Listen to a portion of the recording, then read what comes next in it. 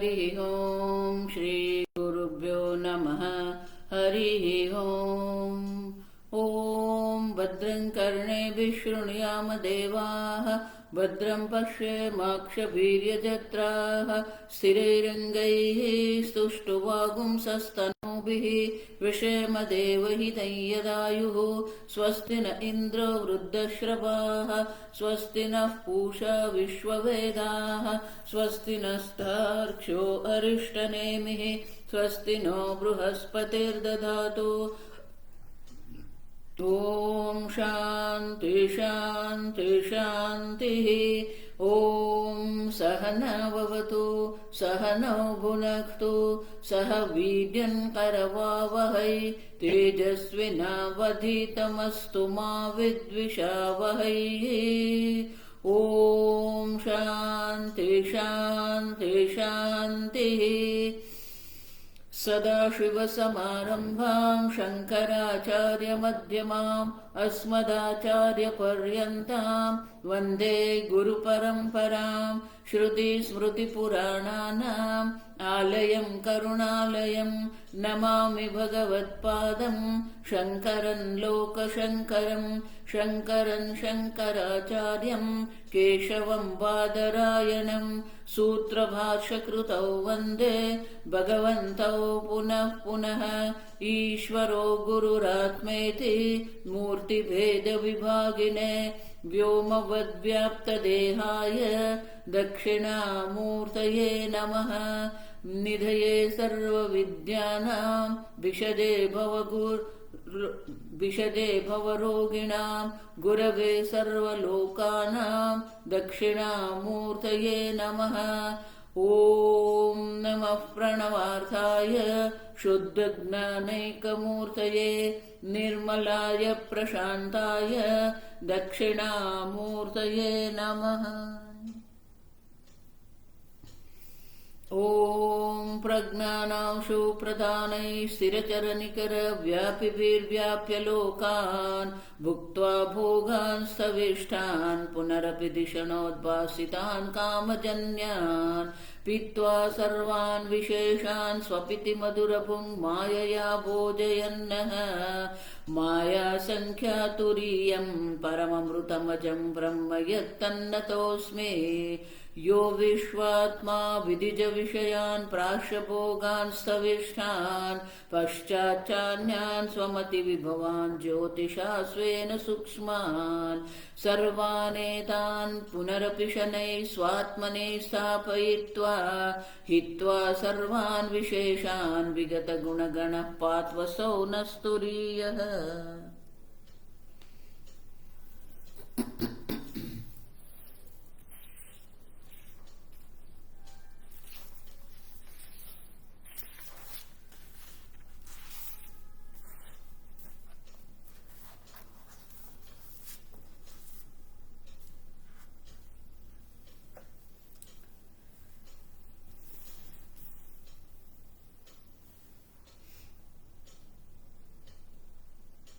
पारा नंबर 158 158 कारिका 25 संभूतेरपवादाच्च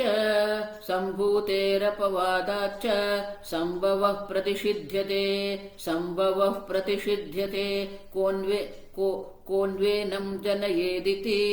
कोन्वेनं जनयेदिति कारणं प्रतिषिध्यते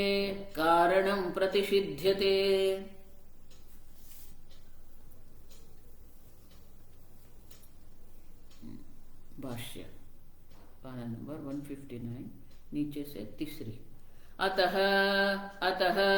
अन्यर्थत्वात् अमृतत्वसाधनं ब्रह्मविद्यामपेक्ष्य निन्दार्थः एव भवति सम्भूति अपवादः यद्यपि अशुद्धिवियोगहेतुः अतन्निष्ठत्वात्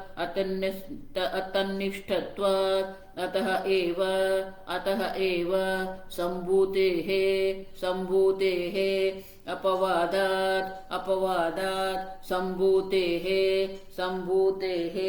आपेक्षिकमेव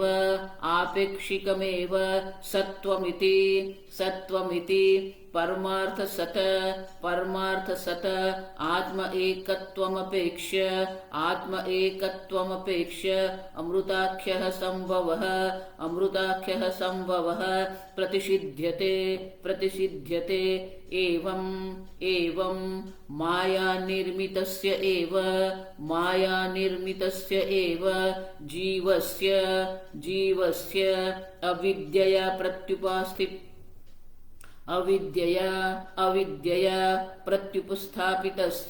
प्रत्युपस्थापितस्य अविद्यानाशे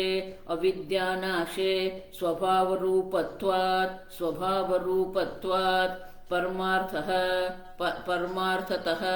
परमार्थतः कहनु एनं जनयेत् नहि रज्ज्वाम् अविद्यारोपितम् सर्पं पुनः विवेकतः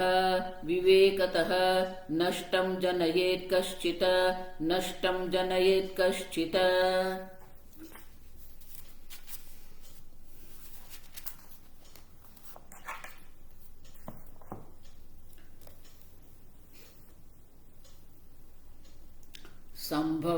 संभूतेः अपवादाच्च। संभूति की निंदा करने का प्रयोजन क्या है? संभवः प्रतिषिध्यते, कार्य का प्रतिषेध हो गया, ये जगत है ही नहीं। अब देखिए, तो संभूति का जो उपदेश जो है और वहां पर जो अमृतत्व की बात करते हैं, तो कल जो हमने देखा वो सापेक्षिक है। इस कल्प की दृष्टि से वो अमृतत्व है, लेकिन ये कल्प का अंत आ जाता है तो वो अमृतत्व रहता नहीं है। और इसीलिए परमार्थ सद आत्म एकत्वम अपेक्ष्य अनृताख्य संभव प्रतिषिध्यते। पारमार्थिक सत्य जो है, जो अमृतत्व है, उनकी अपेक्षा से अनृताख्य संभव प्रतिषिध्यते। ये मिथ्या जो संभव कार्य जो है उनका प्रतिषेध किया जाता है। अब देखो, जगत है इसीलिए हम उसका निषेध नहीं कर रहे हैं। अब समझो ठीक से, पहले हम जगत को स्वीकारते हैं और फिर जगत का हम बाध करते हैं, ऐसा नहीं है। जगत है ही नहीं, आप समझो। फिर भी अगर जगत का अनुभव हो रहा है तो अशुद्धि क्षय के लिए संभूति उपासना जो है उनका उपदेश किया गया है। अब देखिए, तो वो जो अमृतत्व की बात हम कर रहे हैं वो सापेक्षिक है, जन्म मृत्यु वाली है। अब समझो, पहले अद्वैत था, फिर द्वैत हो गया, अभी अद्वैत करना है, ऐसा नहीं है। पहले भी अद्वैत था, अभी भी अद्वैत ही है। ये अद्वैत प्रकरण में गौड़पादाचार्य जी ये सिद्ध कर रहे हैं कि अद्वैत ही है। आप समझो, जब आपको द्वैत की अनुभूति हो रही है, जब आपको द्वैत सत्य दिख रहा है, तो वो द्वैत के अंतर्गत जो भी चर्चा है, संभव प्रतिषिध्यते, कार्य का ही हम प्रतिषेध कर देते हैं जब कार्य ही नहीं है। अब समझो, तो फिर कारण कहां से आएगा? घड़ा है आप कह रहे हो, माने कि घड़े के अस्तित्व को आप स्वीकारते हो, तो घड़ा कार्य है और मिट्टी कारण है। मृत्तिकेत्येव सत्यम, घड़ा है ही नहीं। अब जब घड़ा ही नहीं है तो कारण कहां पर है? अब देखो, और इसीलिए एवं इस प्रकार से माया निर्मितस्य एव जीवस्य। अब देखो, जो जीव का आप जो अपने आप को जीव मान रहे हैं, आप अपने आप को जीव मान के ये कर्म कर रहे हैं, ये जन्म मृत्यु के चक्कर में भटक रहे हैं, वो सब क्या है? माया निर्मित है, माने कि वो सत्य है ही नहीं। माया से जो हमें दिख रहा है, उनका जब वो दिख रहा है तब भी उनका अस्तित्व नहीं है। अब सुन, ऐसा मत मानना अचानक ये सब चला जाएगा और सब ब्रह्म रह जाएगा। अब देखिए, सूर्योदय हम देख रहे हैं, लेकिन सूर्योदय की सत्यता नहीं है। सूर्य का उदय होता ही नहीं है। भले हम सूर्योदय सूर्यास्त से, ये देखो ये पूरा जो खगोल शास्त्र जो है, ये जो ज्योतिष शास्त्र जो है, वो सूर्योदय सूर्यास्त से, चंद्रोदय चंद्र अस्त से ही चल रहा है। लेकिन क्या सही में सूर्योदय हो रहा है? नहीं, पृथ्वी की अपेक्षा से सूर्योदय है। अब देखो, उसी प्रकार आप अपने को जीव मान रहे हैं और इसीलिए कहना पड़ता है माया निर्मितस्य एव जीवस्य अविद्यया प्रत्युपस्थापितस्य। माया निर्मित, माया के निमित्त से, माया से ही ये उत्पन्न हुआ है जीव, और अविद्या के कारण प्रत्युपस्थापित उनकी स्थिति हो गई है। आप देखो, अविद्या के द्वारा ही ये मैं जीव हूं। आप देखो, तो अविद्या के कारण ये जीव भाव में आप प्रतिष्ठित हो गए हैं। लेकिन वो जीव उत्पन्न कहां से हुआ है? जिसमें आप अहम करके बैठे हैं, वो तो माया से निर्मित है। अब देखिए, तो जब तक अविद्या देवी है तब तक ये जीव है, द्वैत है, कर्म है, जन्म है, मृत्यु सब है। और इसलिए शंकराचार्य जी कहते हैं अविद्या नाशे स्वभाव रूपत्वात्। अब अविद्या का जब नाश हो जाता है तो फिर रहेगा क्या? आप देखिए, स्वभाव रूपत्व, शुद्ध चैतन्य मात्र ही है। अविद्या के कारण आप कह रहे हैं मैं मर्त्य हूं, मैं दुखी हूं, मैं अज्ञानी हूं। जब अविद्या नहीं रहेगी, कारण नाश है, कार्य नाश है। अब देखो, जब कार्य कारण ही नहीं रहेगा, अविद्या ही नहीं रहेगी, तो जीव कहां से रहेगा?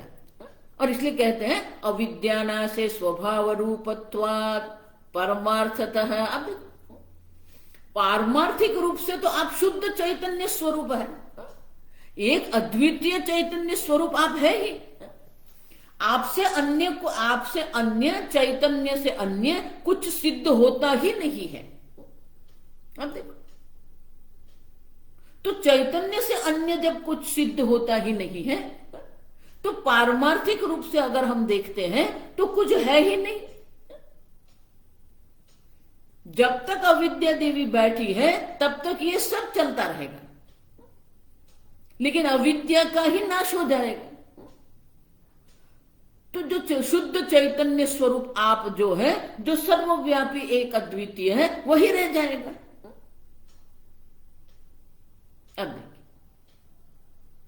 तो जब शुद्ध चैतन्य स्वरूप आप जो है स्वभाव रूपत्वात्, आप देखो परमार्थतः, पारमार्थिक रूप से अगर हम देखते हैं तो आप एक अद्वितीय चैतन्य स्वरूप है।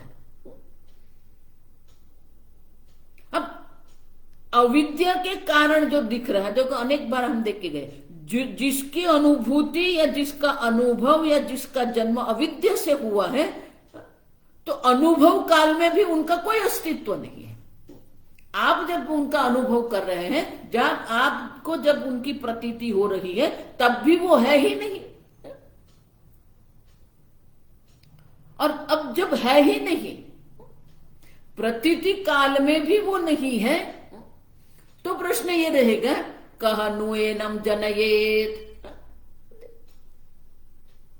जो है ही नहीं तो कौन उनका जने उनकी उत्पत्ति करेगा। अब देखो माने कि कारण भी नहीं है, जो है ही नहीं उनकी उत्पत्ति कौन करेगा।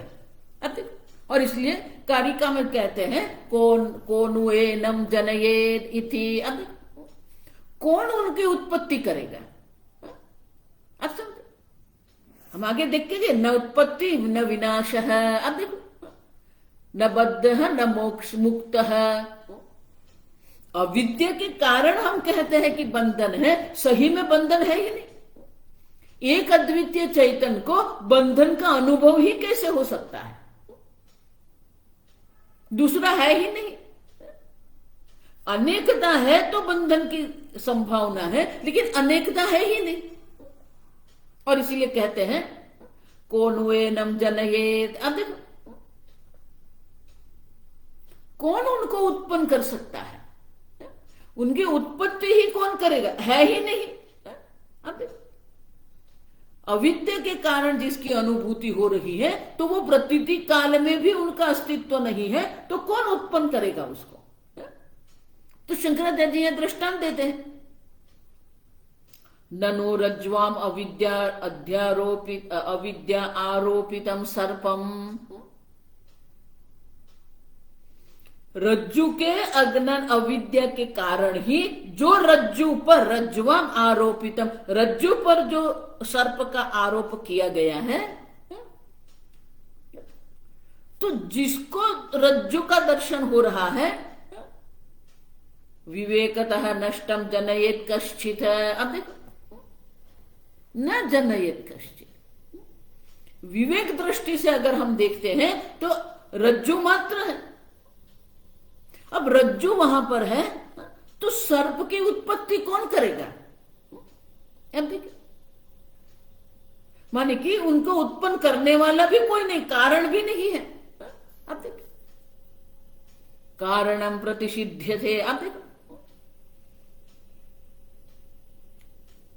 है ही नहीं। अब देखो, तो कौन उत्पन्न करेगा उसको। कार्य है तो फिर हम कारण की बात कर सकते हैं, कार्य ही नहीं है तो कारण कहां से रहेगा। और इसीलिए गौड़पादाचार्य जी कहते हैं कारण का भी हम निषेध करते हैं।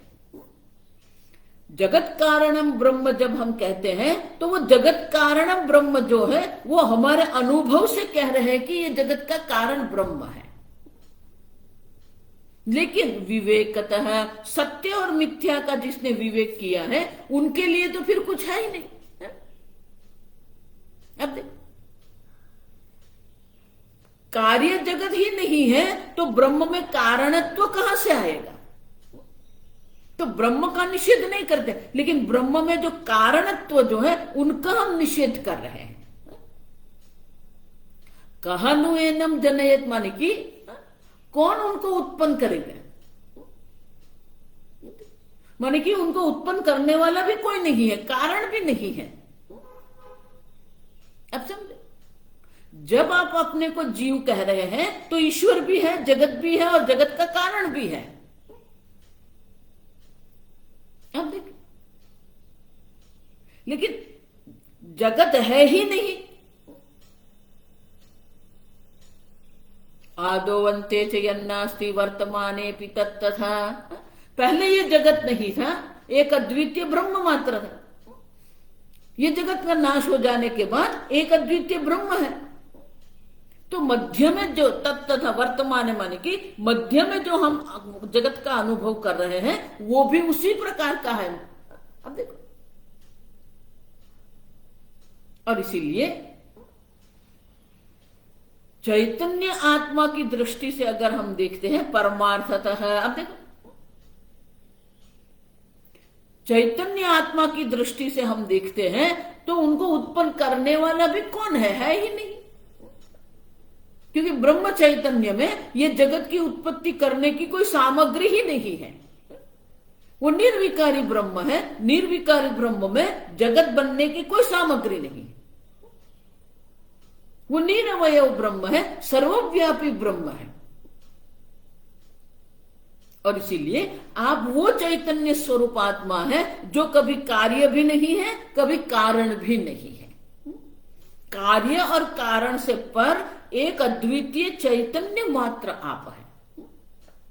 अब समझो, देखो इसीलिए नचिकेता कठोपनिषद में क्या पूछता है, अन्यत्र धर्मात अन्यत्र अधर्मात अन्यत्र कृताच्च। कृत माने जिसकी रचना की गई है, उत्पत्ति है, कार्य।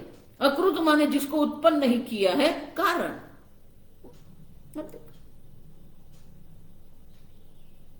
देखो इसीलिए बहुत सारे जो बुद्धिमान लोग हैं वो भी ये वेदांत में अटक पड़ते हैं। क्यों? क्योंकि उनकी बुद्धि कार्य कारण में ही भटक गई है, या तो धर्म और अधर्म में ही भटक गई है।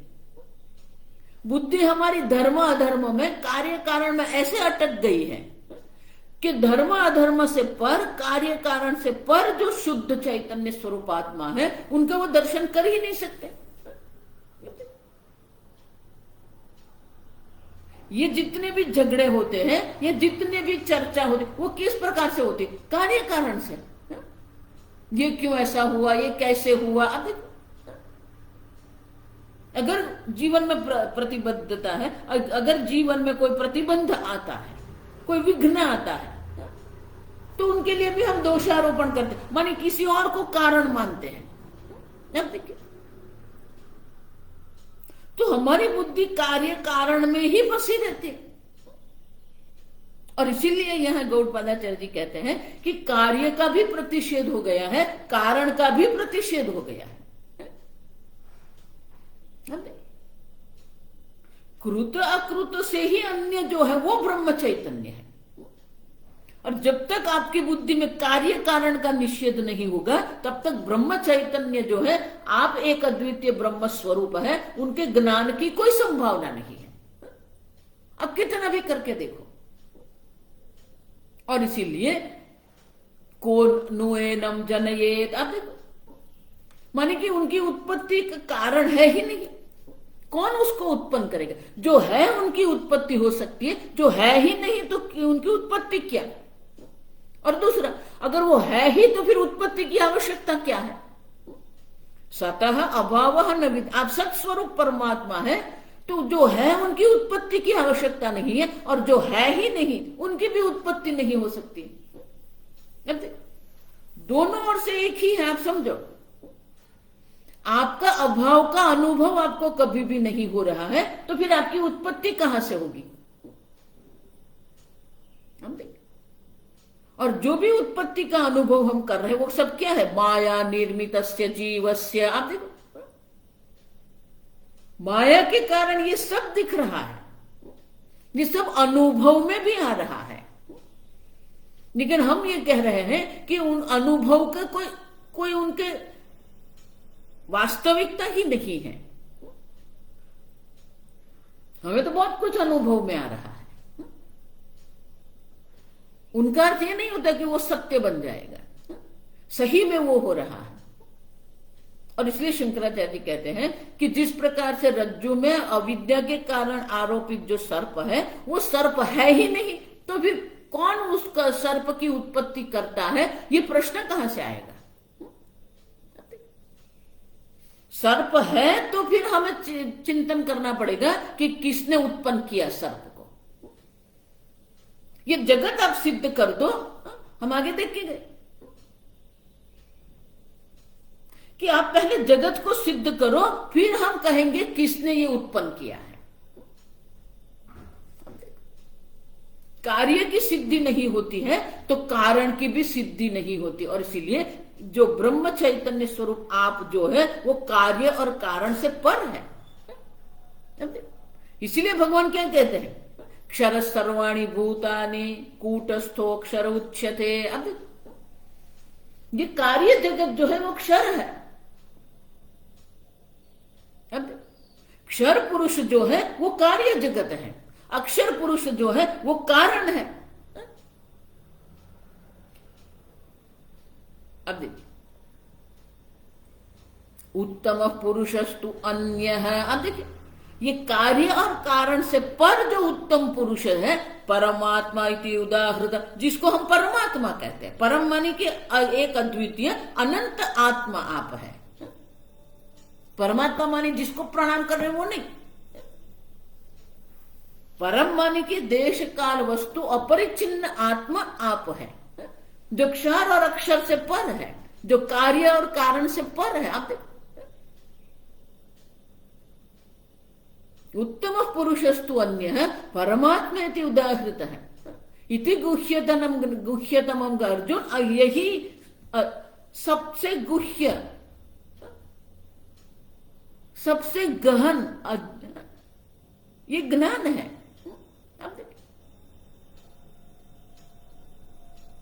तो कार्य भी नहीं है, कारण भी नहीं है, आप समझ। तो आगे शंकराचार्य जी उनको समझाते हैं। तथा तथा न कश्चिदेनं जनयेत् न कश्चिदेनं जनयेत् इति कहनो इति आक्षेपार्थत्वात् कारणं प्रतिषिध्यते अविद्या उद्भूतस्य नष्टस्य जनयितृकारणं न किंचिदस्ति इति अभिप्रायः नायं कुतश्चिन्न बभूव कश्चित् इति श्रुतेः। तथा न कश्चिदेनं जनयेत् इति, जो आक्षेप कर रहे हैं, आक्षेपार्थत्वात् जनयेत् इति कोनु शब्द के द्वारा कह नु एनम जनयेत्। तो कह और नु के द्वारा क्या कह रहे हैं? शंकराचार्य जी कहते हैं कह नु के द्वारा ये आक्षेप गौड़पादाचार्य जी कर रहे हैं, प्रश्न नहीं पूछ रहे हैं। ये प्रश्न नहीं है, आक्षेपार्थत्व। और ये आक्षेप कर रहे हैं, कौन उनको उत्पन्न करेगा? जब है ही नहीं तो उत्पन्न कौन करेगा उसको? तो आक्षेप के द्वारा क्या कर रहे हैं? कारणम प्रतिषिध्यते। आक्षेप के द्वारा ही, ये आक्षेप के अर्थ में ये कारण का प्रतिषेध कर रहे हैं। क्यों? अविद्या उद्भूतस्य नष्टस्य जनयितृ कारणम न किंचिदस्ति इति अभिप्राय है। अविद्या से जो उत्पन्न हुआ जो है नष्टस्य, अब देखो, अविद्या से जो उत्पन्न हुआ है और अविद्या के कारण हो जिसको हम अनुभव कर रहे हैं, नष्टस्य। जब अविद्या का नाश हो जाएगा तो वो जीव का भी नाश हो जाएगा। माने कि उनका नष्टस्य माने कि जिसका कोई अस्तित्व ही नहीं है, उनको कौन उत्पन्न कर सकता है? न किंचिदस्ति इति अभिप्राय, उनका जनयितृ माने कि उनका जनयितृ कारणम, उनको उत्पन्न करने वाला कोई कारण है ही नहीं। क्यों? नायम कुतश्चिन्न बभूव कश्चित्। अब देखो, अयम कुतश्चित न बभूव कश्चित्। ये जगत जिसका आप अनुभव कर रहे हैं, न किसी से उसकी उत्पत्ति हुई है, न कोई उसको उत्पन्न कर रहा है। अब देखिए,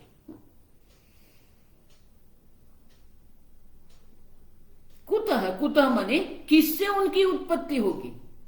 माने उनका कारण है ही नहीं। देखो, इसीलिए मैं कहती हूं न कुतश्चिन्न, किसी से भी, किसी की भी उत्पत्ति हुई ही नहीं है। न बभूव कश्चित्, कुछ उत्पन्न हुआ ही नहीं है। आप पहले उत्पत्ति स्वीकारते हैं, फिर उसमें गड़बड़ करते रहते हैं। लेकिन यमराजा कठोपनिषद में कह रहे हैं ना अयम न कुतश्चिन् न बभूव कश्चित्। ये किसी से उत्पन्न ही नहीं, माने कि उनका कोई कारण भी नहीं है, कुछ उत्पन्न भी नहीं हुआ है, माने कि उनका कोई कार्य भी, कार्य और कारण दोनों नहीं है। किसी से भी कुछ भी उत्पन्न नहीं हुआ है, आप समझो। अयम आत्मा माने कि अयम, ये जो आत्मा जो है न किसी से वो उत्पन्न हुआ है। आत्मा की उत्पत्ति हुई ही नहीं है, आप देखो। न कश्चित बभूव, और न वो तो कुछ बनता है। जो है उनकी उत्पत्ति की आवश्यकता नहीं है, और जो है ही नहीं उनकी उत्पत्ति क्या है और उनका नाश क्या है। देखो, इसीलिए मैं कहती हूं, भगवान जो गीता में कह रहे हैं ना, अगर हम ठीक से समझते हैं, लेकिन हमें कर्म में, भक्ति में ही हमारी बुद्धि दौड़ती रहती है। भक्ति माने द्वैत, आप समझ।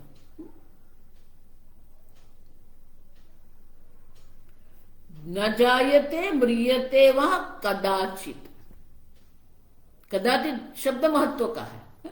कदाचित न जायते, ये आत्मा का कभी भी जन्म नहीं हुआ है, ये आत्मा का कभी भी नाश, मृत्यु होती ही नहीं है। जिसके जन्म मृत्यु ही नहीं है, फिर आप कहां से शोक करेंगे। और इसीलिए शंकराचार्य जी कहते हैं, यहां ही गौड़पादाचार्य जी कह रहे हैं, या मांडुक्य उपनिषद में हम कह रहे हैं, ऐसा नहीं है।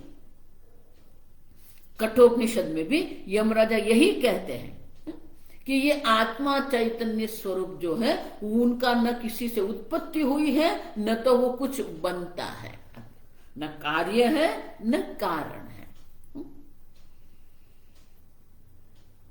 तो इस प्रकार से क्या हो, इतः अपि द्वैतम वस्तु न भवति।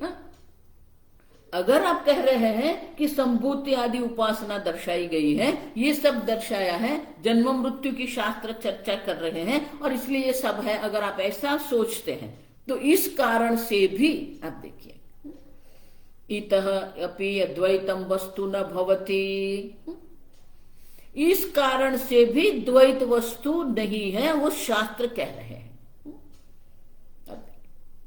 तो कहां पर यह द्वैत का निषेध हुआ है?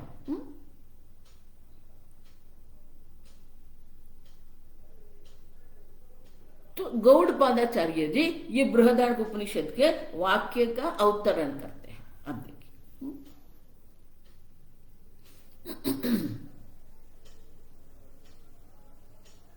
क्यों द्वेवा एव इत्यादि न व्याख्यातम मूर्त अमूर्तादि सर्वमेव त्याज्यम अग्राह्यम नेति नेति इति विप्सया। अब देखो, तो श्रुति माता स्वयं उसका क्या कर रही है, निषेध कर रही है। अब देखो, जो श्रुति माता उत्पत्ति की चर्चा कर रही है, जो श्रुति माता सृष्टि प्रक्रिया दर्शा रही है, वही श्रुति माता आत्मा से भिन्न कुछ है ही नहीं, वो श्रुति माता स्वयं कहती है। अब देखो, सृष्टि प्रक्रिया जो श्रुति माता दर्शा रही है, वही श्रुति माता यही सृष्टि जो है उनका निषेध करती है। और इसलिए गौड़पादाचार्य जी कहते हैं, ये निषेध हम नहीं कर रहे हैं, शास्त्रोक्त दृष्टि से देखते हैं तो शास्त्र भी उनको निषेध ही कर रही है। तो कैसे करती है? तो ये कारिका 26वीं कारिका, स एष नेति नेतीति, स एष नेति नेतीति, व्याख्यातम निह्नुते यतः, व्याख्यातम निह्नुते यतः, सर्वमग्राह्य भावेन, सर्वमग्राह्य भावेन, हेतुना अजं प्रकाशते, हेतुना अजं प्रकाशते।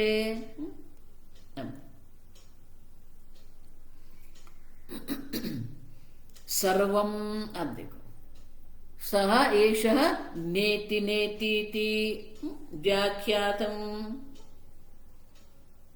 तो ये आत्म तत्व जो है, वो आत्म तत्व का शास्त्र जब निरूपण कर रहे हैं, तो निरूपण करते हुए शास्त्र क्या कर रहे हैं, नेति नेतीति। अब देखो, न इदम न इदम न इदम, और इस प्रकार से मूर्त मूर्तादि सर्वमेव त्याज्यम अग्राह्यम नेति नेति इति विप्सया यतः निषेधितः।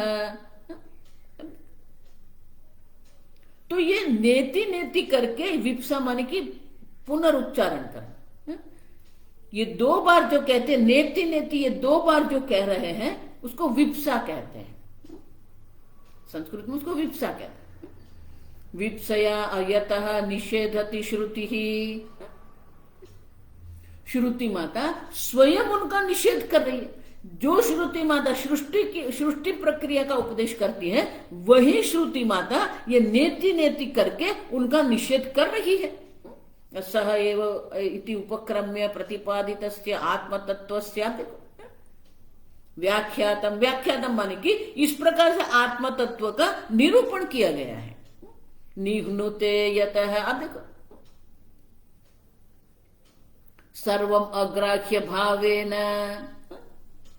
किसी भी प्रकार से आत्मा अग्राह्य, किसी भी इंद्रिय किसी भी प्रमाण से आत्म तत्व का ज्ञान नहीं होता है। सर्व प्रमाण जो है, सर्व प्रमाण से पर, सर्व प्रमाण से पहले आत्म तत्व है।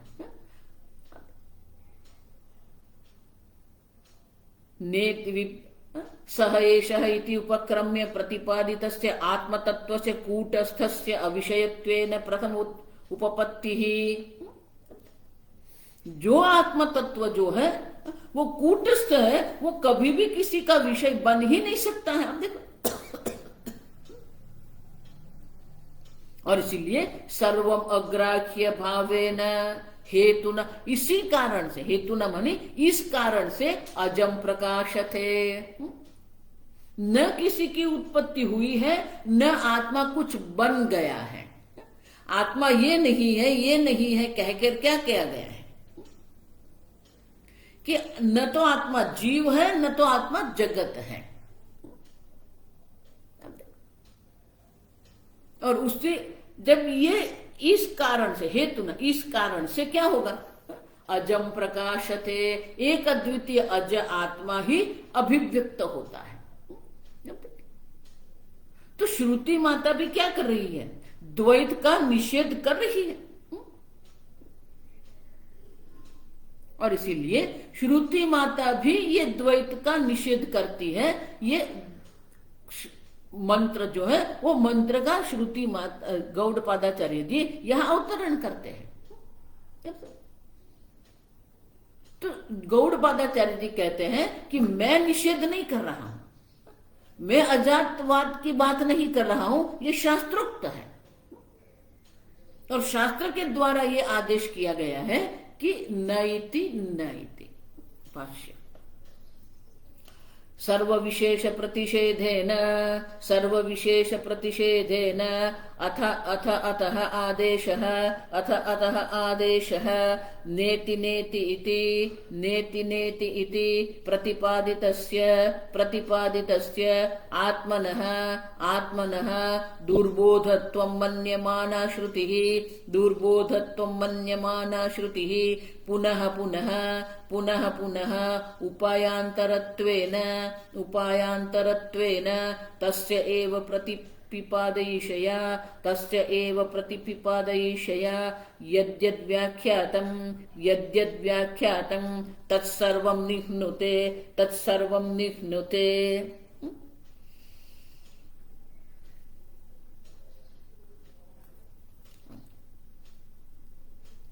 सर्व विशेष प्रतिषेधेन, आत्मा में जितनी भी विशेषता है, सर्व विशेषता का श्रुति माता स्वयं प्रतिषेध करती। और वो प्रतिषेध करने के लिए क्या कहते, अथ अतः आदेशः न इति न इति, अथ अतः इसके बाद ये आदेश करती है श्रुति माता, न इति न इति। आप देखो इति, तो श्रुति माता का भी जो तात्पर्य है वो तो क्या है, नित्य शुद्ध बुद्ध मुक्त स्वभाव आत्मा का प्रतिपादन करना ही श्रुति माता की इच्छा है। ये जगत कारण या जगत का प्रतिपादन करना श्रुति माता की इच्छा है ही नहीं। श्रुति माता का प्रतिपादन करने का जो प्रयोजन है वो तो क्या है, एक अद्वितीय आत्मा मात्र है। और इसलिए शंकराचार्य जी कहते हैं प्रतिपादितस्य आत्मनः। देखो बृहदारण्यक उपनिषद में जो आत्म तत्व का जो उपदेश किया गया है, जो प्रतिपादन किया गया है, वो आत्म तत्व दुर्बोधत्व मन्यमाना श्रुति ही। श्रुति माता स्वयं समझती है कि ये आत्मा दुर्बोधत्व। अब देखिए, आत्मा का बोध होना अत्यंत कठिन है। आप स्वयं आत्मा है, आप स्वयं चैतन्य स्वरूप आत्मा है, फिर भी ये ब्रह्म ज्ञान जो है, आत्मा का ब्रह्मत्व का जो ज्ञान है वो दुर्बोध है। आप सब क्यों? निर्विशेषस्य आत्म तत्वस्य। तो आत्मा स्वयं निर्विशेष है, कोई विशेषता आत्मा में है ही नहीं। अब हमारी बुद्धि जो है, हमारा मन जो है, वो विशेषता में ही घूमता रहता है। हमारी बुद्धि कहां भटकती है? विशेषता में भटकती है। देखो इसलिए मैं कहती हूं, ये जितने संप्रदाय है वो अपनी एक विशेषता बना के रख देते हैं और वो विशेषता में हम फंस जाते हैं। और वो विशेषता में जो बाह्य आकर्षण में हम ऐसे फंस जाते हैं, फिर उसी को सत्य मान के चलते रहते हैं। लेकिन आत्म तत्व तो निर्विशेष है। अब देखिए, तो आप निर्विशेष चैतन्य होते हुए भी आप विशेषता में ही फंसते जाते हैं। वेदांत में आने के बाद भी निर्विशेष में तो हमें कोई रुचि है ही नहीं, हम विशेषता ही ढूंढते रहते हैं। जो कर्मठ लोग हैं, जो प्राकृत है, जो अर्थ और काम में ही पड़े हुए हैं, या तो जो कर्मठ है, जो कर्म में पड़े हुए हैं, उनकी बुद्धि तो विशेषता में ही भटकती है। आप समझो, नेति नेति करके क्या करिए, सर्व प्रकार के जो विशेषता है वो सर्व प्रकार की विशेषता का यह निषेध कर रहे हैं। क्यों? निर्विशेष सत्य आत्मा तत्व से उपदेश है। अब श्रुति माता तो निर्विशेष आत्म तत्व का उपदेश कर रही है और जितने भी विशेषता है वो सब विशेषता का निषेध करती है। नयति न इति। आप देखो, उपदेश तावत प्रस्तूयते। और इसी प्रकार से नेति नेति के द्वारा श्रुति माता निर्विशेष आत्म तत्व को अभिव्यक्त कर रही, प्रतिपादन कर रही है। लेकिन एवं प्रस्तुत्य नेति नेति विप्सया सर्वस्य मूर्त अमूर्तादि विशेषस्य आरोपितस्य निषेधः दर्शितः। मूर्त अमूर्त, मूर्त माने जो हमारे इंद्रिय का विषय बन सकता है, जिसको हम देख सकते हैं, जिसको हम सीधे सीधे अनुभव करते हैं, उसे मूर्त। अमूर्त जो है जिसका हम सीधा सीधा अनुभव नहीं कर सकते। तो मूर्त और अमूर्त आदि का जो श्रुति माता प्रतिपादन कर रही है, ये सब विशेषता है। मूर्त अमूर्त आदि जितनी भी विशेषताएं हैं, सब विशेषता का श्रुति माता क्या करती है? आरोपितस्य विशेषस्य निषेधः दर्शितः। आपने अपने ऊपर जितनी भी विशेषता का अध्यारोप किया है, वो सब अध्यारोप का श्रुति माता यहां निषेध कर रही है। तेन च आत्मा जिज्ञासितः अविशिष्टः निर्दिष्टः इत्यर्थः। अब देखो, इस प्रकार से ही क्या होता है, जो आत्म तत्व के ज्ञान की इच्छा है, आत्मा जिज्ञासितः। अब देखो, जिस आत्म तत्व के ज्ञान की इच्छा की गई है वो आत्म तत्व अविशिष्ट निर्दिष्ट, सर्व प्रकार की विशेषता रहित वो आत्मा का निर्देश किया गया है। श्रुति माता जो है वो निषेधात्मक है। न जायते म्रियते वा कदाचित अविनाशी तु तद्विद्धि। अब देखो, निषेध के द्वारा ही सर्व विशेषता का हम निषेध करेंगे, तब तो हमें निर्विशेष आत्मा का ज्ञान होगा। लेकिन हम विशेषता ही ढूंढते रहते हैं। वेदांत में आने के बाद भी किसी को यह निर्विशेष में रुचि नहीं होती है। मैं वेदांती हूं, मैं पंडित हूं। बाह्य जगत के लोग तो ये विशेषता में ही फंसे हुए हैं, उनकी तो हम चर्चा ही नहीं कर रहे हैं। जो प्राकृत है, जो कर्मठ है, तो वेदांत आपकी एक विशेषता, एक अधिक विशेषता बनाने के लिए नहीं है। सर्व प्रकार की विशेषता जो है वो विशेषता का निषेध करने के लिए है। देखो, इसीलिए मैं कहती हूं वेदांत अध्ययन हम करते हैं, लेकिन जिस दिशा में हम जा रहे हैं वो तो उल्टी दिशा में ही हम जा रहे हैं। वेदांत में आने के बाद भी हम उल्टी दिशा में ही जा रहे हैं, क्योंकि हम हमारी विशेषता बढ़ाने का प्रयत्न करते हैं।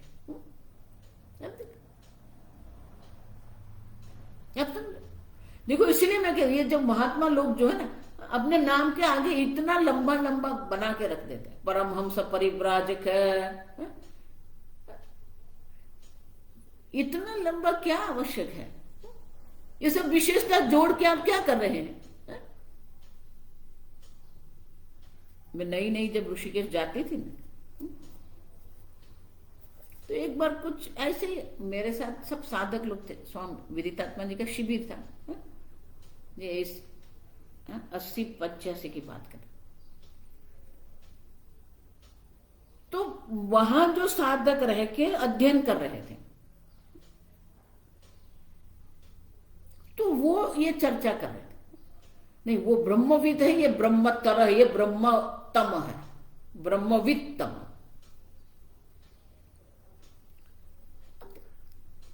ब्रह्म ज्ञान मानी निर्विशेषता है। अब उसी में भी हम विशेषता बनाएंगे, ब्रह्मवित्तर है, ब्रह्मवित्तम है, ये क्या है? तो ये बात जब मैंने सुनी तो मेरे मन में ये प्रश्न आया कि जब निर्विशेष ब्रह्म की हम बात कर रहे हैं, सर्व क्रिया का निषेध जहां है, सर्व नाम रूप का निषेध हम कर रहे हैं, तो ये एक और नाम विशेष करके क्या करेंगे?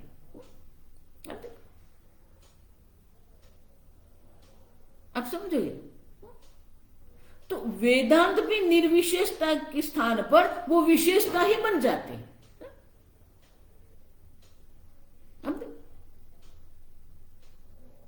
उनका आश्रम है, उनका 2 एकड़ में आश्रम। अब 2 एकड़ से और आश्रम के साथ ब्रह्म ज्ञान का क्या संबंध है?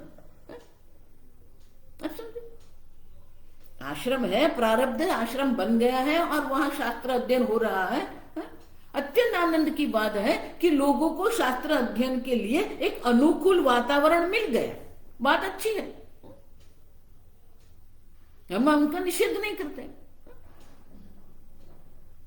लेकिन वो विशेषता दर्शा के उनकी श्रेष्ठता अगर हम प्रकट कर रहे हैं तो वो किस प्रकार की विशेषता है, किस प्रकार की श्रेष्ठता है?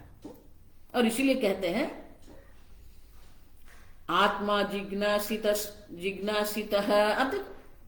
अविशिष्ट निर्दिष्ट इत्यर्थ। तो श्रुति माता जो है, वो श्रुति माता जो प्रतिपादन कर रही है, मूर्त मूर्तादि प्रपंच रूपम प्रतिपादितम, जो भी सृष्टि प्रक्रिया के द्वारा मूर्त और अमूर्त रूप ब्रह्म का हम प्रतिपादन कर रहे हैं, उसी का श्रुति माता यहां प्रतिषेध कर रही है। चेदेव मूर्त अमूर्त अधिकारे प्रतिपादितः तर्हि किमिति। तो जिस आत्मा का हम प्रतिपादन कर रहे हैं, देशांतरे पुनः पुनः एवं प्रतिपाद्यते पुनरुक्त्या इत्य संख्या। पहले हम जगत कारण की बात करते हैं, फिर उसी का हम निषेध कर रहे हैं। क्यों? दुर्बोधत्वात्। अब देखो, हम आत्मज्ञान की इच्छा कर सकते हैं, लेकिन सीधे सीधे हमें आत्मज्ञान होने वाला नहीं है, दुर्बोधत्वात्। तो बोले पहले ये प्रतिपादन कर रहे हैं जगत कारण आत्मा है कह रहे हैं, फिर वही जगत कारण का प्रतिषेध आप कर रहे हैं, ऐसा क्यों करते हैं?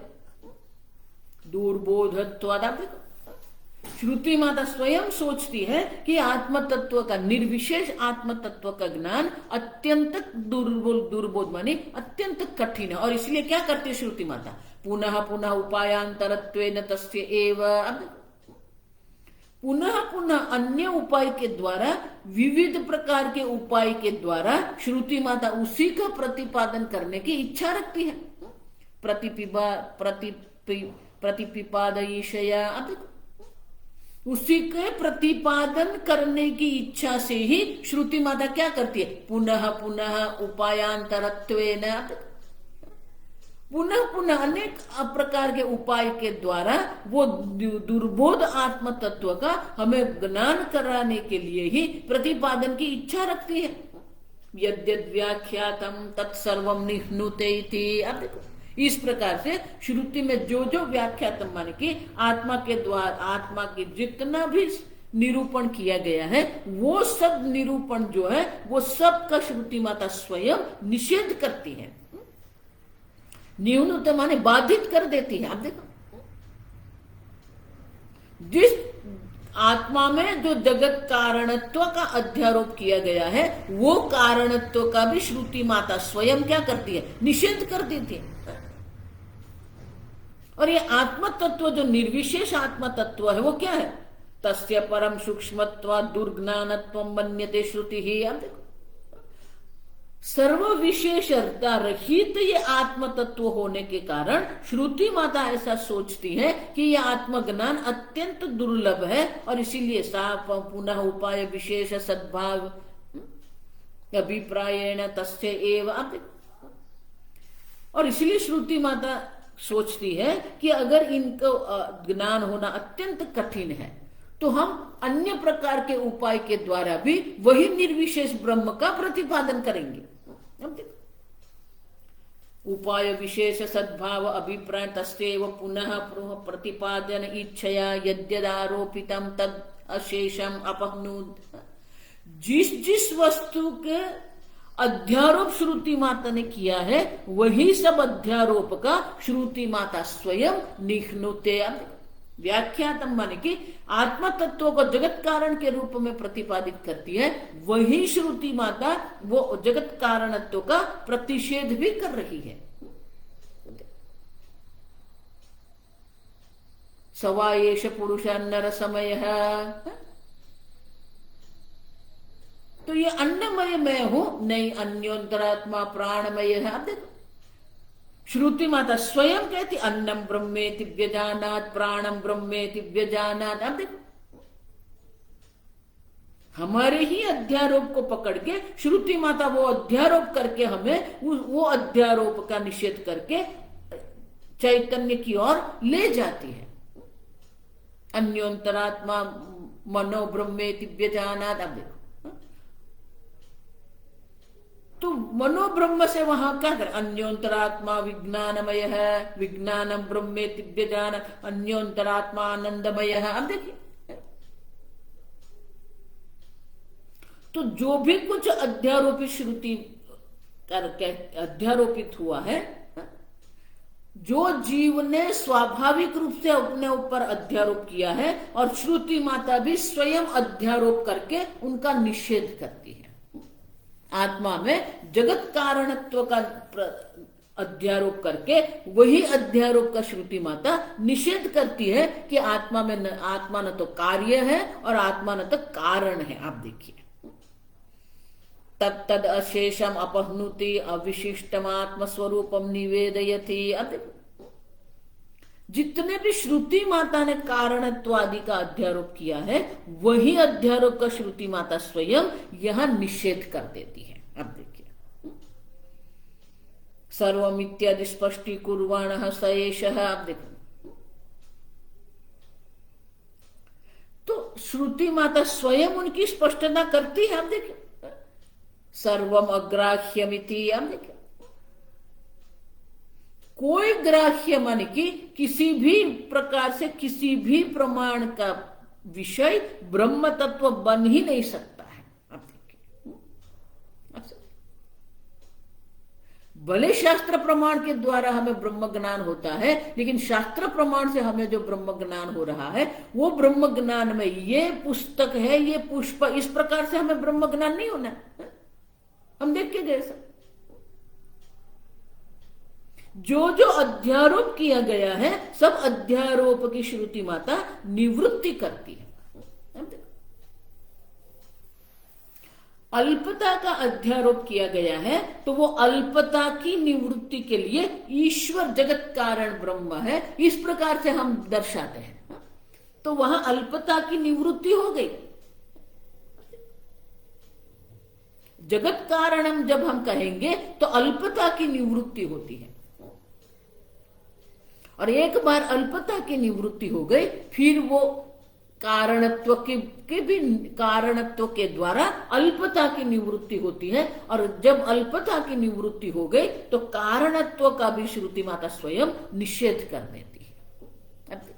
और इसीलिए हमने जो अध्यारोप करके रखा है वो अध्यारोप की निवृत्ति के लिए श्रुति माता स्वयं अध्यारोप करती है, और वही अध्यारोप की श्रुति माता स्वयं बाध कर देती है।